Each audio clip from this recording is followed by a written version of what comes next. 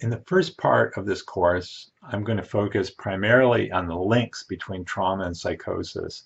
I'll get more into the role of dissociation as a mediating variable later on. So let's start with that question: how are the subjects of trauma and psychosis connected? Now, the mainstream mental health system approach for years has just been to say that they aren't. For example, illness management recovery is considered a fairly mainstream and progressive approach, but in one of its published workbooks, here's what it tells people about schizophrenia. Schizophrenia is nobody's fault. That means that you did not cause the disorder, and neither did your family members or anyone else. Scientists believe that the symptoms of schizophrenia are caused by a chemical imbalance in the brain. So, in other words, what they're doing is totally denying a possible connection between anyone's actions or decisions and the symptoms of schizophrenia. If that were true, then the problems that get people diagnosed with schizophrenia couldn't be created by any kind of mistreatment or even by any way that the person chose to respond to abuse or trauma or confusing events. The cognitive or CBT approach that I'll be talking about a lot takes a very different perspective. CBT therapists pay a lot of attention to the role of mistaken beliefs or beliefs that don't fit current circumstances. And these sorts of beliefs can easily arise due to experiences that are confusing and overwhelming, such as trauma. And since mistaken beliefs play a key role in psychosis, it follows that trauma should be considered as a possible cause of psychosis. And then CBT also sees people as capable of choosing to change their beliefs. So people aren't passive victims of any problem caused by those mistaken beliefs.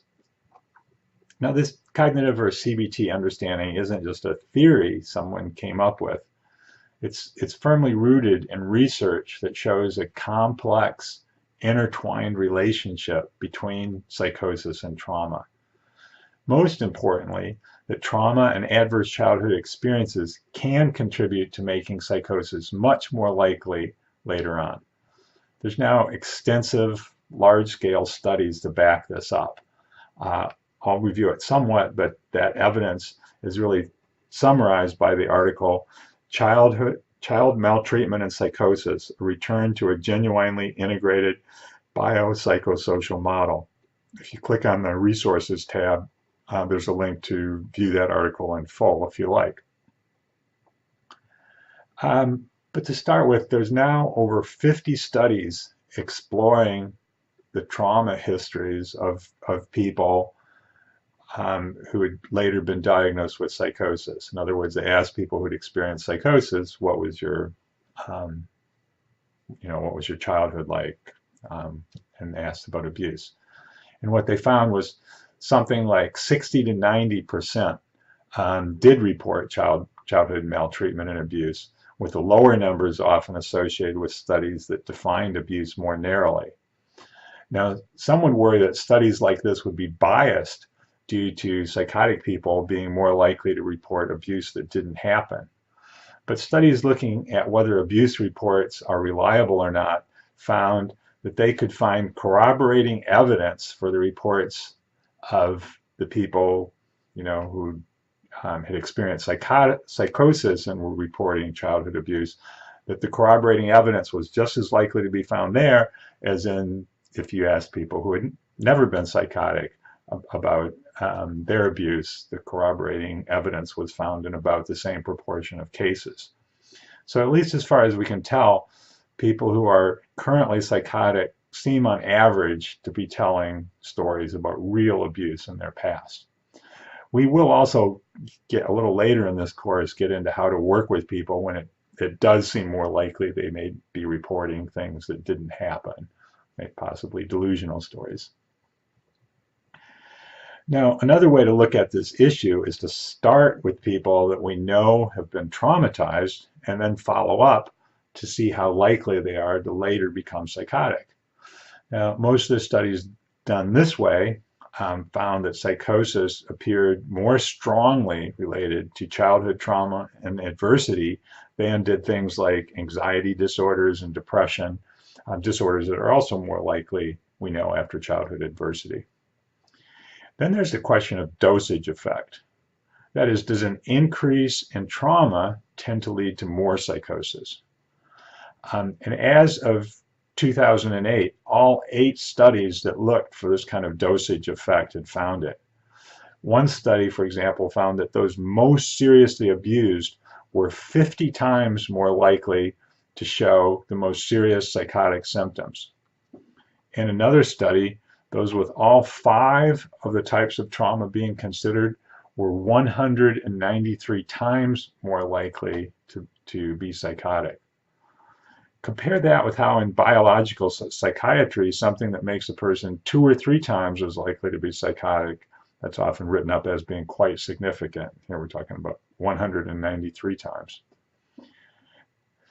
So, and then I'll discuss this more later on, but there's also evidence that trauma and abuse can often change the brain in ways that makes later psychosis more likely.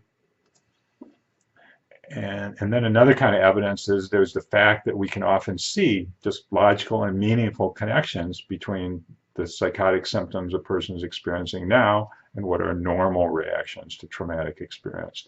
That's something we're going to be exploring a lot more later in this course. So this graph just shows the result of one study. It happens to be the only one I have a graph for. But note on the graph, CPA means childhood physical abuse, and CSA stands for childhood sexual abuse. As you can see, adding more types of trauma strongly increases the likelihood of a psychotic response. Now, given the stress vulnerability model, which says that stress can lead to psychosis in those who are vulnerable, it just follows logically that trauma would play a role in psychosis. Trauma actually is stress at a very high level, and we know that trauma increases stress in the future for people until we get it resolved. People are vulnerable to being re-traumatized, sometimes by otherwise minor things. For example, a person might be hypervigilant for more danger, and so they become oversensitive and too easily stressed. Some of that would be physiological, for example, having high levels of stress hormones. So I also want to emphasize that the relationship between trauma and psychosis is more complex than just trauma causing psychosis. It's also true it can go the other way, that psychosis can cause trauma. One way it can do that is by causing the person to perceive threats as worse than they are, or even seeing a threat when none exists. Still is a psychological threat if you see it. Another way is that being psychotic can cause people to actually create more truly traumatic situations for themselves. You know, a person's poor judgment while they're psychotic can lead to real disasters. And then once those happen, once more traumas have been created, research shows that people with psychosis, when they're subjected to traumatic events, they have a higher rate of becoming traumatized in response and showing PTSD symptoms and that sort of thing.